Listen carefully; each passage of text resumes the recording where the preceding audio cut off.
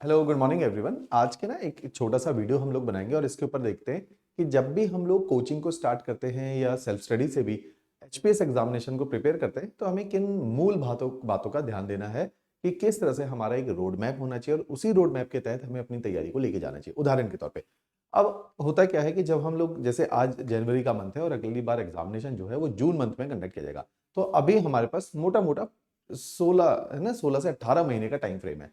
तो इस time frame में एक बहुत कंफर्टेबल टाइम फ्रेम है जिसमें आप फर्स्ट अटेम्प्ट के अंदर प्रीलिम्स और इवन मेंस एग्जामिनेशन दोनों को क्वालिफाई कर सकते हो। एज एन एस्पिरेंट आपको सबसे ज्यादा जो अभाव रहता है, देखो एज एन एस्पिरेंट हमेशा हम लोग ये तो देखते हैं कि जिन लोगों का सिलेक्शन हो रहा है या टॉपर्स जो निकल रहे हैं, हमें एक चीज ध्यान रखना पड़ेगा कि हमें इस एग्जामिनेशन को बहुत कम समय में क्वालिफाई करना चाहिए। कम समय का मतलब है कि जब तैयारी को आप स्टार्ट करो तो होल हार्टेडली करो और with in 2 to 3 good year से तैयारी को वाइंड अप कर लो। उसके लिए हमें एक प्लान बनाना पड़ेगा। अगर समय कोई एक सीमा नहीं है तो चाहे आप जैसे मर्जी पढ़ते रहो, आप 10-12 साल के अंदर तैयार हो जाओगे और इस एग्जामिनेशन को क्वालिफाई भी करोगे। लेकिन जब हम टाइम एज अ कंस्ट्रेंट लेके चलते हैं कि टाइम को भी हमने अपने नजर में रखना है, तो हमें तैयारी को एफिशिएंटली करना चाहिए। तो इस बात को ध्यान रखना है कि तैयारी को एफिशिएंटली करना चाहिए।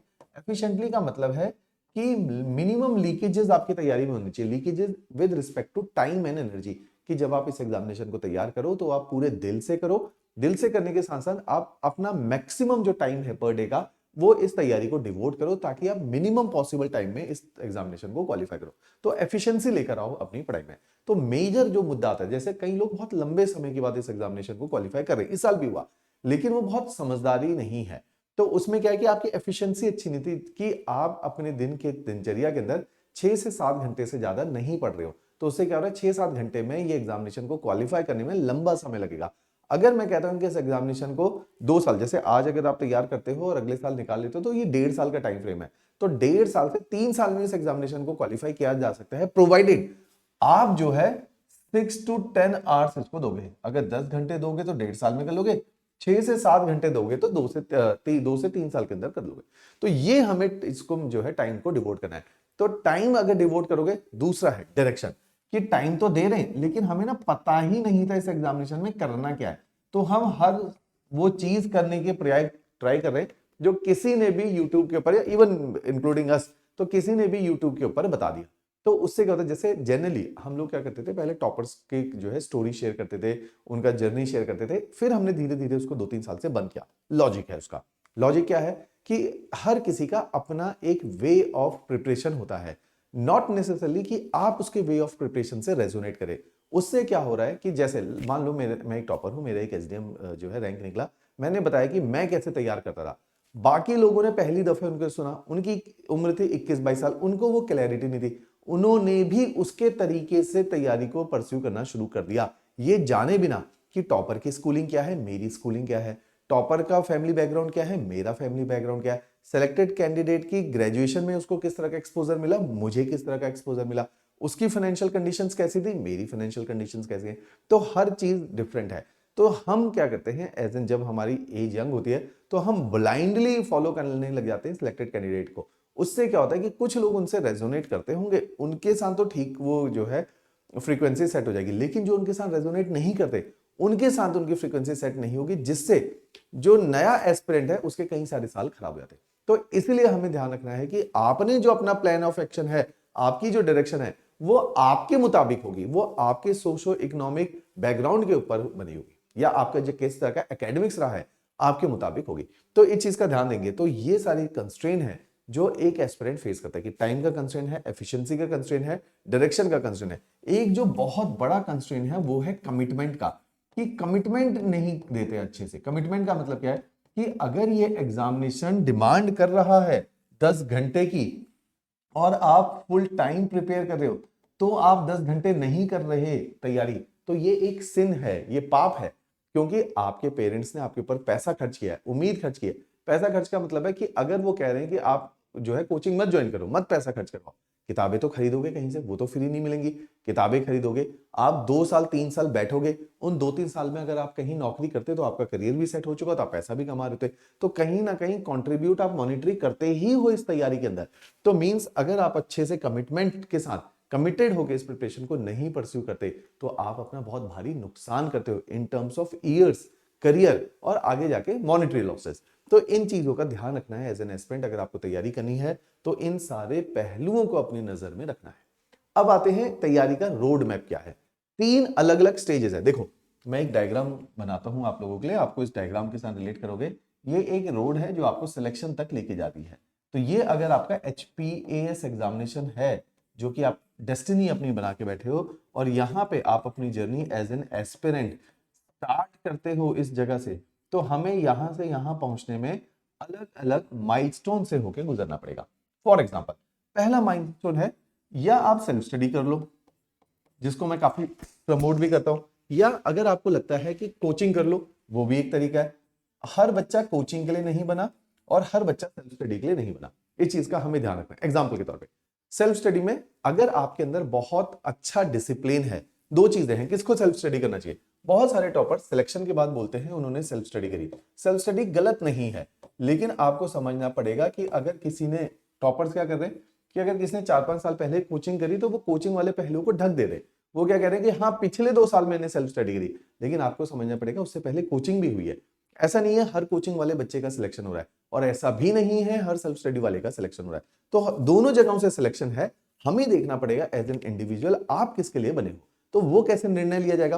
कोचिंग क्या कर रही है exactly.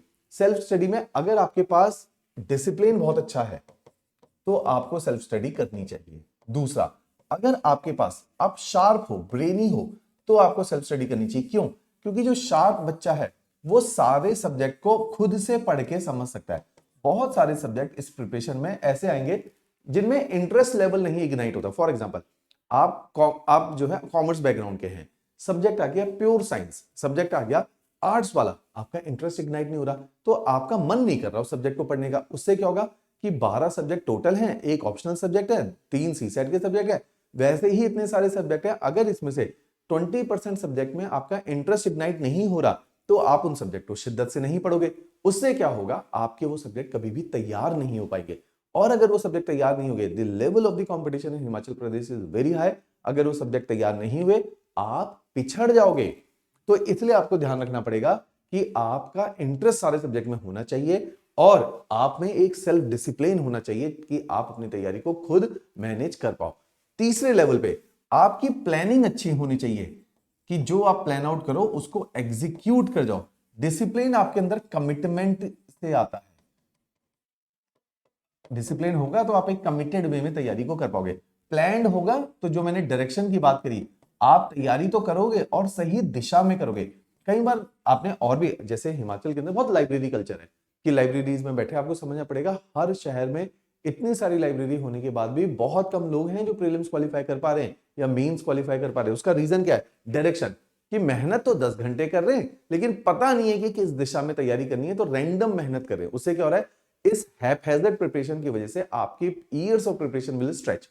Average, on an average 5 से 6 साल लग रहे हैं लोगों को क्वालिफाई करने में। लेकिन इस बार ऐसा हुआ कि बहुत सारे बच्चों ने बहुत कम समय के अंदर इस एग्जामिनेशन को क्वालिफाई किया। तो आपको समझना पड़ेगा, आप जितनी कमिटमेंट दिखाओगे, जितना ज्यादा मेहनत करोगे, मेहनत का मतलब क्या, नंबर ऑफ आवर्स, जितने ज्यादा घंटे ज्यादा पढ़ोगे और सही दिशा में पढ़ोगे, इन दोनों का अगर समन्वय हो गया आपका एग्जामिनेशन जल्दी निकलेगा। तो हमने क्या करना है कि ये सारी चीजें, coaching is the catalyst. Catalyst का मतलब है कोचिंग 2 चीजें हैं। कोचिंग का मतलब हर कोचिंग नहीं, अच्छी कोचिंग। कोचिंग एक कैटलिस्ट है कि जो सब्जेक्ट पढ़ने में आपको अनइंटरेस्टेड हो, आपको मन नहीं करा, वो कोचिंग में आप सरलता से टीचर से पढ़ लोगे, आपको समझ आ जाएगा। खुद से संघर्ष करते तो 3 महीने लगने थे, टीचर ने पढ़ा दिया तो 15 दिन में बात बन गई। कैटलिस्ट, फास्ट हो गई चीजें। दूसरा, जैसे मैं ज्योग्राफी 12 साल से पढ़ा रहा हूं, मैं 12 साल से ज्योग्राफी पढ़ा रहा हूं, आप 12 दिन के अंदर ज्योग्राफी मेरी जितनी नहीं पढ़ सकते। सिंपल है, अगर मैंने अपनी जिंदगी में रोज आधा घंटा भी ज्योग्राफी पढ़ी होगी तो 12 साल में आपसे कहीं ज्यादा पढ़ ली होगी, कहीं 100 किताबें पढ़ ली होंगी। तो आप तो नहीं पढ़ सकते 1 महीने के अंदर। अगर आप कोचिंग करते हो, तो हर कोचिंग की बात नहीं कर रहा मैं, केवल अच्छी कोचिंग की। अगर आप कोचिंग करते हो तो जो टीचर का ज्ञान है वो एक बार में आपको मिल जाता है। तो उससे क्या हो रहा है कि आपने वो 12 साल कमा लिए 1 महीने के अंदर। तो ये कोचिंग का काम होता है। तो कोचिंग का पहला काम क्या है? कैटलिस्ट, चीजों को फास्ट कर देना कि मेरे 12 साल आपको 1 महीने के अंदर मिल जाएंगे। दूसरा, कोचिंग प्रोसेस बनाती है। Process is very important in this preparation. Process का मतलब है कि हमने प्रोसेस बनाया, अच्छे नोट्स, हमने प्रोसेस बनाया अच्छी टेस्ट सीरीज, हमने प्रोसेस बनाया वैल्यू एडिशन कोर्स, और इनके थ्रू आपको ग्रेजुअली धीरे धीरे ग्रूम किया और अगले 1 साल के बाद पेपर निकालने योग्य बना दिया।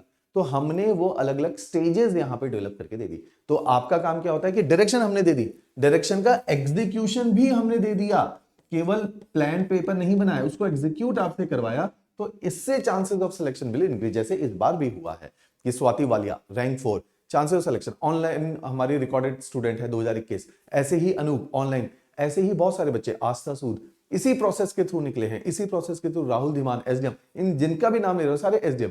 तो इन्होंने इन्हीं प्रोसेसेस को फॉलो किया है, इन्हीं प्रोसेसेस से इनके chances of selection, Tania Nurpur से इसी प्रोसेस के थ्रू निकली है। तो और पैसे पहले इतिहास में कितने ही टॉपर हर साल इन प्रोसेसेस को फॉलो करे, तो ये उनकी सिलेक्शन रेट को फास्ट कर रहा है और टाइम बाउंडेड मैनर में पेपर को निकाल रहा है। तो कोचिंग ये 2 काम करती है। तो अगर ये काम आप अपने लेवल पे कर सकते हो तो सेल्फ स्टडी से भी निकाला लोगों ने, राइट। लेकिन आपको ध्यान देना है कि पेपर जल्दी निकलना चाहिए।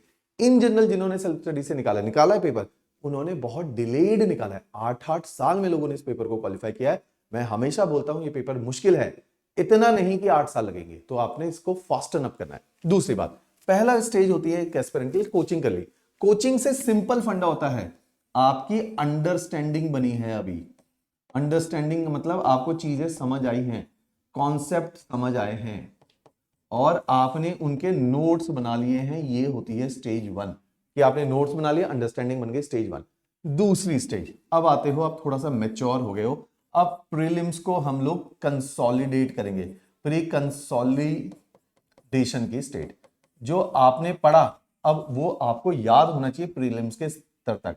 तो आप क्या करोगे, रिवाइज करोगे, रिटेन करने का प्रयास करोगे, और जो कमियां हैं इन नोट्स की, क्योंकि जब भी बेसिक नोट्स बनते हैं ये 60% लेवल पे ही होते हैं, पेपर को निकालने के लिए 100% का लेवल चाहिए, ये 60% है। तो आप क्या करोगे, रेस्ट 20% यहां पे कमाओगे। इस स्टेज को बोला जाता है प्री कंसोलिडेशन। हमने क्या किया इसके लिए, हमने इसके लिए आपको एक 7 बुक्स का क्वेश्चन बैंक दिया। देखो यही प्रोसेस होता है, यही प्रोसेस है। ये 7 बुक का क्वेश्चन बैंक लेके इस बार हमारे एक स्टूडेंट है अंकुश कुल्लू से, उन्होंने इन्हीं क्वेश्चन बैंक के माध्यम से, टेस्ट सीरीज के माध्यम से, कुल्लू में बैठ के सेल्फ स्टडी से उन्होंने प्रिपरेशन को किया, फिर स्टेज 2 और स्टेज 3 को सिविल स्टेप को ज्वाइन कर लिया। आस्था स्टेज 2 स्टेज 3 का रिजल्ट है, तानिया स्टेज 2 स्टेज 3 का रिजल्ट है, आयुष महाजन इस बार इंटरव्यू, आकाश इस बार इंटरव्यू, ये सब स्टेज 2 और स्टेज 3 के प्रोडक्ट्स हैं। तो इन्होंने क्या किया, सेल्फ स्टडी कर ली, फिर हमारे पास चंडीगढ़ आ गए, इनके थ्रू इन्होंने अपने को अपग्रेड किया। इस स्टेज को क्या बोला था, 7 किताबों के क्वेश्चन बैंक को सॉल्व करोगे, जिसके अंदर 5600 एमसीक्यू की हमने प्रैक्टिस कराई। इससे उनका प्रीलिम्स को बांध दिया और साथ में दी उनको प्रीलिम्स की एक टेस्ट सीरीज, जिसके अंदर 4000 एमसीक्यू दिए टेस्ट सीरीज। अब टोटल मिला के उन्होंने तकरीबन 10,000 एमसीक्यू करे। इसके बाद कैसे नहीं उनका प्रीलिम्स एग्जाम होता, इम्पॉसिबल। तो हमने उनके प्रीलिम्स को क्या किया, बांध दिया। इसको बोला जाता है प्रीलिम्स को कंसोलिडेट करना। तो जब आप पहली तैयारी कर लो, दूसरे स्टेज पर प्रीलिम्स को कंसोलिडेट करना शुरू करोगे। साथ ही साथ जब प्रीलिम्स को कंसोलिडेट कर रहे होगे, उसी में पैरेलल चलेगा स्टेज 3, जिसमें हम स्टेज 3 मेंस कंसोलिडेशन।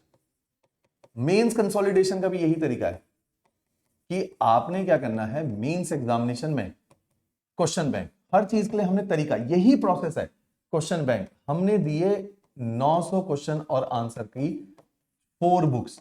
इस बुक्स के अंदर 50 to 60% पेपर इस बार भी एचएस का है और हर साल आता है। साथ में हमने दिया एक, इससे इस बार बहुत टॉपर्स निकले, पिछली बार भी इन्हीं प्रोग्राम से बहुत टॉपर्स निकले, value addition course, value addition course, जिसके अंदर हमने 500 और क्वेश्चंस और आंसर को डिस्कस किया और शेयर किया, साथ में दी टेस्ट सीरीज। इस टेस्ट सीरीज के माध्यम से इस साल इस टेस्ट सीरीज, पिछले साल इसी टेस्ट सीरीज में 704 क्वेश्चन और आंसर थे। तो जब हमने 2000 क्वेश्चन आंसर कर ही लिए, तो आपका पेपर इसके बाहर नहीं जाएगा, आपका क्या हो गया, मेंस कंसोलिडेट हो गया। क्लियर हुई बात? तो ये रोड मैप है। अब मैं इसको एक बार फिर से ड्रॉ करता हूं ताकि आपको समझ आएगी पूरी बात। तो देखो कोई बहुत बड़ी बात नहीं है, इंपॉर्टेंट इज एग्जीक्यूशन कैसे करोगे। कोचिंग इंस्टीट्यूट कुछ हद तक, अच्छे कोचिंग इंस्टीट्यूट कुछ हद तक ये इंश्योर कर लेते हैं कि आप इसको एग्जीक्यूट उसी हार्ट एंड सोल से कर जाओ। तो पहली स्टेज क्या है, कॉन्सेप्ट बिल्डिंग। आप चीजों को समझ रहे हो, चाहे सेल्फ स्टडी करो चाहे कोचिंग, कोई फर्क नहीं पड़ता। दूसरी स्टेज क्या है, इसी में पहली स्टेज में आप नोट्स बना के रख लो। इन नोट्स के अंदर 60% पेपर है। फिर आप अपने प्रीलिम्स को कंसोलिडेट करो।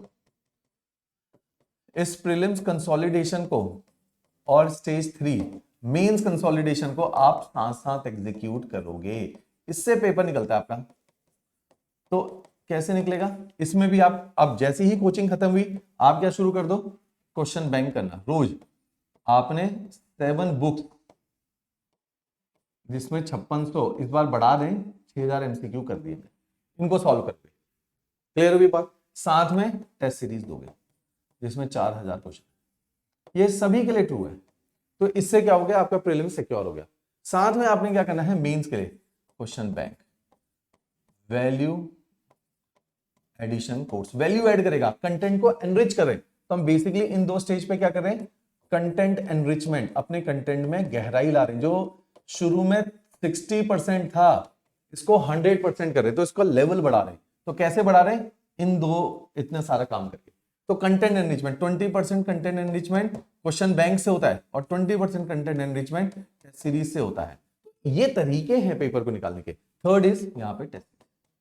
तो ये इसका स्क्रीनशॉट लेके रख लो, ये पूरा आपका रोड मैप है। इस स्क्रीनशॉट को अपने पेन और पेपर में लिख के सामने पेस्ट कर दो। तो देखो हर कोई बताता है कि जो है टॉपर ने क्या किया, टॉपर अपने खुद बखान करेंगे क्या किया, लेकिन आप समझो इस एग्जामिनेशन में कितने टॉपर हैं, 0.01%। कितने फेल हुए हैं, 99.99%। ये फेलियर हैं, सॉरी ये disqualified, failure is a wrong word, disqualified हुए। तो ये अगर डिस्क्वालीफाई हुए हैं तो इनकी कमियों को भी जानो। इन्होंने कहां कमियां करी, जिसको मैं बता रहा हूं, इन्होंने टाइम मैनेजमेंट अच्छी नहीं करी। जैसे इस बार है रैंक 3 जितेंद्र, पीएचडी करते वक्त, कल ही मिलके गए, पीएचडी करते वक्त, इस साल उनकी पीएचडी पूरी हो रही जनवरी एंड में, पीएचडी करते वक्त एचएस एग्जामिनेशन निकालिए विद इन 3 इयर्स। क्योंकि एफिशिएंसी, टाइम, कमिटमेंट, लाइब्रेरी में बैठे रहे 10-10 घंटे, तो कमिटमेंट चाहिए आपको। तो कमिटमेंट दोगे तो जल्दी निकलेगा, सही दिशा मिल गई जल्दी होगा। तो ये कारण है, किसी ना किसी एक कारण से कोई ना कोई व्यक्ति डिस्क्वालीफाई होगा। कोई डिस्क्वालीफाई हुआ कि उसने उतना टाइम अभी दिया नहीं था, कोई डिस्क्वालीफाई हुआ टाइम तो बहुत दे रहा था लेकिन कोई डायरेक्शन नहीं थी, अपने हिसाब से पढ़ता था, मजे से अपने हिसाब से कभी भी जो है जो मन किया वो सब्जेक्ट कभी भी पढ़ ले। नहीं, आपको एक प्रोसेस के हिसाब से पढ़ना है, इसको फॉलो करने का कोशिश करो। अगर इसको फॉलो करोगे आप भी मिनिमम पॉसिबल टाइम में इस एग्जामिनेशन को निकाल सकते हो।